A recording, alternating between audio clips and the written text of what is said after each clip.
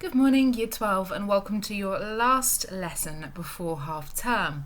Now, I won't be setting any explicit work over half term, so there will not be a Monday video as advised by the head of year to give you guys a little break. You have worked so hard to keep on top of everything, and I am more than willing to not set any work for you so you can have a little bit of respite. So before that though, let's have a go at our Friday lesson. As said before, I will not be explicitly teaching any more lessons regarding the poems. Now, I wanted to thank you for yesterday. The Instagram quiz and knowledge sharing went really well. There were so many more ideas that I would have loved to have shared, but I tried to be inclusive in my responses and fair. They were brilliant, and I have saved them to a highlight on the page, to a story highlight. So you'll be able to find them there, to go back over them, and I'll have one final look to see if there are any more worth just popping on there last minute. So thank you so much for that. Now, today's focus is all about taking another look at a couple of typical Section B style individual essay responses on Blake in your social and political protest paper. And then after that, we will look at cracking good introductions. Okay, so getting them, understanding what needs to work within them, and then finally having a look at AO4, Assessment Objective 4, which is your social and political protest aspects for Blake. Okay, so that's what is ahead. What I would like you to do to get started is to, as ever, take a brand new page, a nice clean page, to copy and pop this question in the centre. So do that now, please, as I read it. So Blake's collection often focuses on the hypocrisy of oppressive regimes and leaders. To what extent do you agree? Now, as you're writing this, let me just talk you through the approach of any sort of question, to be honest, but specifically this one. You will always notice within a A-level style Section B single authored question that you'll be given academic jargon, basically, that seems to suggest or encourage you to engage in AO5, Assessment Objective 5, which is, of course, debate. Now, I say this so many times that it's worth reiterating here, that whatever question you get, the examiner wants you largely to go with the question, to agree with aspects of the question, but it will always invite you to have your own independent voice at A-level, to steer the question in a way that suits you, and therefore essentially to engage in the other side of the story. In this question we have, and I've already placed it in red, Blake's collection often focuses on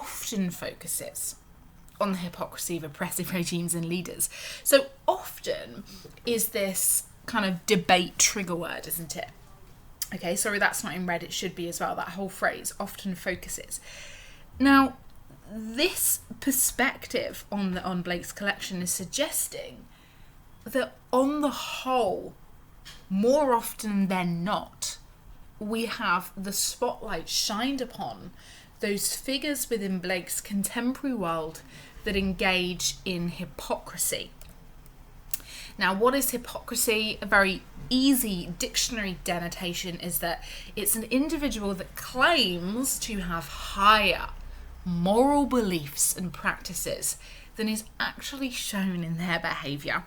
So if you call someone a hypocrite, essentially you're saying, well, you're preaching this and that, much like Serena Joy in A Handmaid's Tale, that, preaches absolute piousness and dedication to this regime, and yet covertly engages in the black market.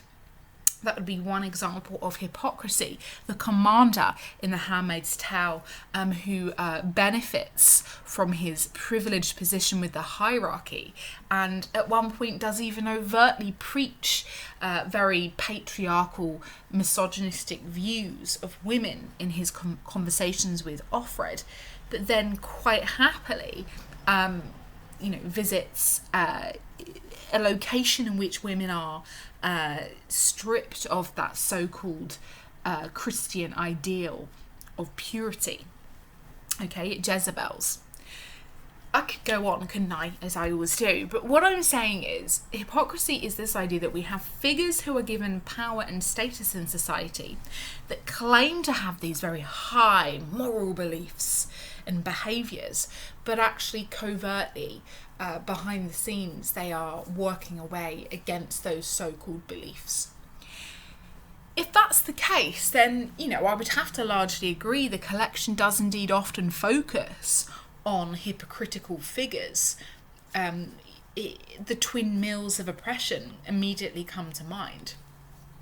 So I would already, as I'm starting to plan for this question, have my mind rolling like this, with its thoughts journeying around, where do I see it? What does it mean?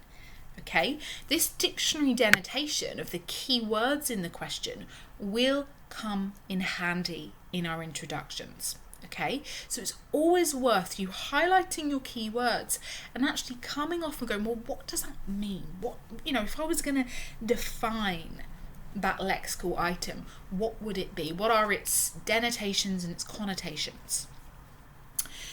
Now, we've got some other words to deal with, of course. It says here of oppressive regimes and leaders. So if that's the case, then we have to know what that means by regime and leaders.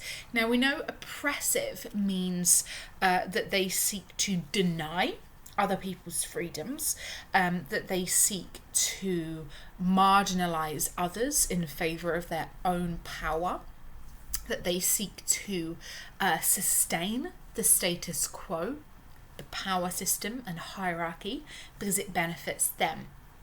But what is the regime and what is the leaders here that we're talking about in Blake's time? In The Handmaid's Tale, it's quite obvious. Okay, it's Gilead and it's those that we know are the figureheads. But here in Blake's world, we don't really have specific names or characters. In fact, what we have here by regimes, I would argue, is institutions that the country runs from. So the education system, the church, the monarchy, the government. Okay, so that's what I would write down next to this, where it says regimes. Leaders, though, we can be a little bit cheeky here. Because leaders, we don't have an explicit monarch named, but we do have the monarchy named in London. So there's that, of course. But leaders, we need to be more general, don't we? So we need to talk about the hypocrisy of the church elders and those that run the events like Holy Thursday. We also, by leaders, can move outside of, technically right, in the connotations of that word, of the government and the church and the education systems, and actually look at parents or quasi-parental figures too, because a leader is someone that is supposed to pave the way, that has responsibility to care and nurture for their people. It's parents, that's parental roles. So as long as I explain that nice and clearly and justify it within my response, I can also talk about the hypocrisy of the nurse in Nurse's Song from Experience, okay? And the mother in The Little Black Boy. Okay, so that really broadens out what this question could be looking at if I'm struggling to find things. That's how you need to be thinking in an exam context. Can I interpret this question in such a way that plays to my strengths? Okay, so in summary, you should by now, as I've been talking, be making notes and really unpicking, exploding the keywords in the questions. This is your planning process. If you have a better way of doing it, let me know. I'd love to share it. But for me, This is the way. We are immediately met when we open up our exam book. It's with a question. We have our pen, we have our highlighter, we have our brain, our thoughts, our individuality, and we run at it. We unpick those words, we pull it apart. So we should have church, parental figures, monarchy, education system around that phrase, oppressive regimes and leaders. Okay, we should have the dictionary denotation and even further connotations of the keyword hypocrisy by now. Okay, and then where it says often focuses, I would always kind of start to jot down poems as well that immediately spring to mind. I need to choose the ones. I need to choose about 5 really, and 5 is the magic number for covering enough. Okay, that was a few of your targets in your last assessment a couple of weeks ago. Well, really at the start of this half term it was. You'll have another, by the way, the first lesson back. All right, I'm going to tell you that now. The first Monday back after half term, you will have an assessment.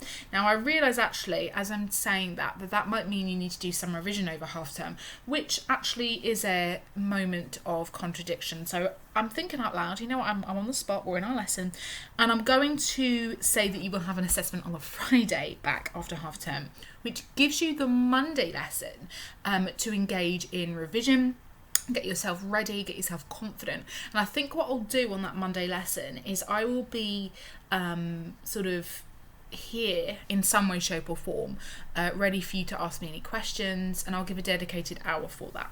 Okay, but more on that later on. Let's carry on with this. So there we have it.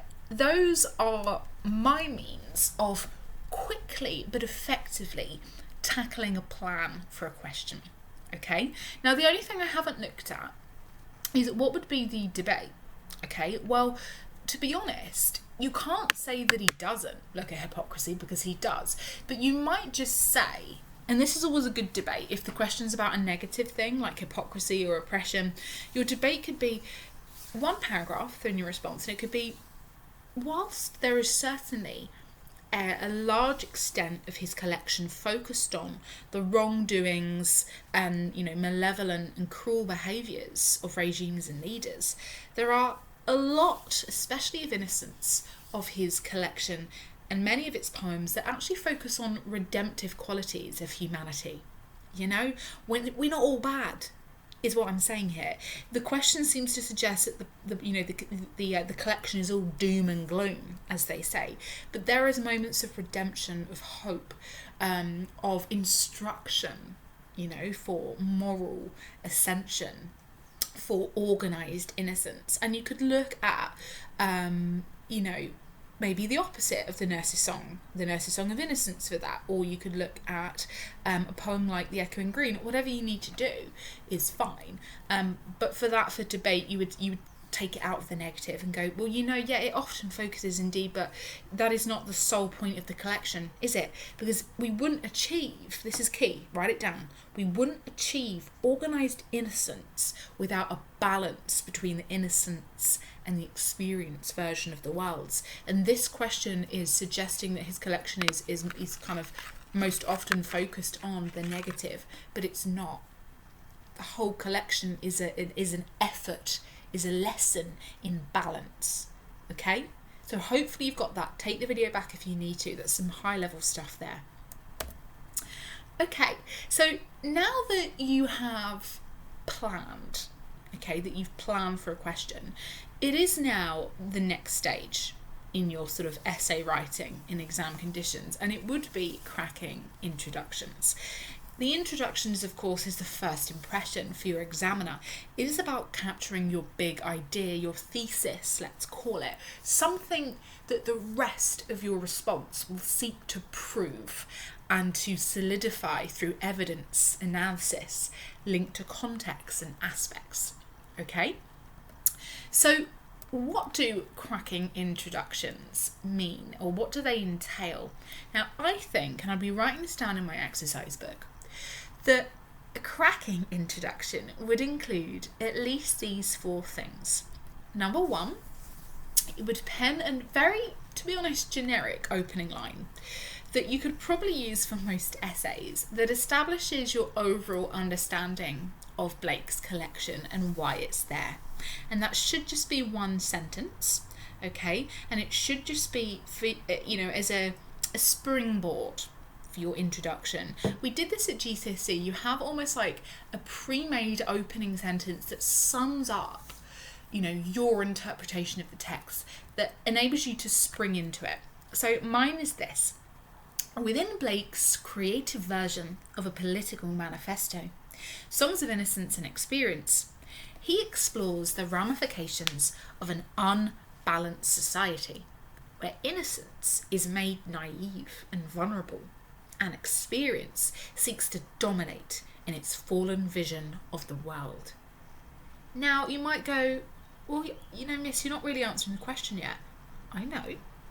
But what I am doing is laying the groundwork, because if we go back momentarily to the question, it talks here about this negative aspect of hypocrisy. And this is an experience quality, isn't it? Right? And it's an experience quality that seeks to dominate through these regimes and these leaders. So actually, now I've justified it. Look at this sentence. It says here, this is his protest text, right? And he's trying to show the consequences of a society that's fallen out of balance, where innocence is vulnerable and experience seeks to dominate in its vision of the fallen world. Okay, so I am technically still on theme, but that sentence I could probably, and I'm not saying 100%, but I'm saying I could probably use in most instances as my springboarding opening line to establish the overall vibe, my understanding of the collection. My second key step for a cracking introduction is to begin to unpick the keyword or keywords through the dictionary denotation and connotations. Now, I already did that in my plan. So it's really not that tricky to write this up. So I've put here, if we understand hypocrisy to mean, and you would slot in your understanding of what it means, claiming horrible moral beliefs and practices, then in reality, then certainly, and these are great words, right? You can always use, if we understand whatever to mean, whatever keyword it is, then certainly, right? Because you're mostly going to be agreeing with the question anyway. So that phrase, then certainly, Blake's collection captures, you can use no matter what question. The oppressive and stifling behaviour of, the key question asked me about oppressive regimes and leaders. So I would just slot that in, wouldn't I? Okay, so there we have it so far. The next step is to capture a brief link to context. Get it in early, and it really should only be brief. So I would put here, within the late 1800s, institutions certainly acted oppressively by, you could put many things there, couldn't you? By reinforcing the social hierarchy and the status quo to keep the working classes in a place of, poverty and passivity. Just off the top of my head, something like that, right? So a nice sentence that lays the scene, for Blake's work, all right, in relation to whatever the focus of the question was. It mentioned the institution, so I can talk about that. Right, lastly, we can't leave our introduction. Lots of people are tempted to leave it there and then dive in. But I haven't set out a possible debate. I haven't introduced in my thesis, in my big idea, potential groundwork for debate, which is so key at A level. There is never one idea, never one way of looking. So we must suggest a possible debate that the rest of the essay might capture, and you can do that very simply by starting, despite this. Despite this, when we be tentative and we say there is some room to suggest that Blake's collection strives to direct the reader's attention to models for change for society and its leaders, those institutions, where organised innocence and thus balance is achieved. Cracked it. Okay, absolutely nailed it if I say so myself. Okay, the 4 steps, if we use them every time, we've got AO1. Okay, we have AO4 with the aspect hypocrisy explored. We have AO3, with the context. We have AO5 with the debate. The only one that I haven't really mentioned here is AO2, which is our author's methods. And to be honest, it would be a far too long introduction if I waffled on about, Blake does this through lots of semantic fields, through imagery. We're going to do this in the main body of the essay. I don't really like introductions that list the methods without really talking more about them. There's no point. Do it in your main body. Okay, and then you would start your essay after that with your first poem, okay, looking at the hypocrisy in that said poem and the methods used to employ. Now, I realise you just had a whole lot of information there. You might have even want to pause the video now, write down the steps in their entirety, make it nice and clear in your exercise book so you know where this page is, and you may even want to write out my model introduction. Feel free now to pause the video if you would like to. Okay, what I want you to do, once you've filled out, by the way, I've left the ellipsis there for a reason, fill out the specifics of my introduction, yeah? You can do that yourself. I've given you a generous amount of sentence stems, so you can fill in the ellipsis from what I said in the video or from your own mind, and then we move on. Your turn. Okay, so here is your first key activity where you need to show me some independence. I am going to get you to follow the 2 key steps of an essay response, unpicking and exploding the question, and then forging via the 4 steps, 1, 2, 3, 4, your powerful A-level style introduction for this new question. Now, to be honest, I've done you a favour here. I've chosen a question that's just a flip and inversion of the last one. And it goes like this. Despite Blake's criticism of an oppressive society, the reader still feels a sense of hope. To what extent do you agree? Okay, so I've really just flipped the other side of the question. This shouldn't be too difficult at all. So have a go, write the question out, centre of a brand new page, get your highlighters, start unpicking the key words, have a conversation with yourself really, inside your head or even outside as we're working from home. Inside, right, okay, what does that word mean? It brings to mind, okay, so those are my connotations. What is the dictionary denotation of this? Okay, let me put that down too. What poems am I dealing with here? What would be really fruitful? Is there debate? Yes, there is. What might I do?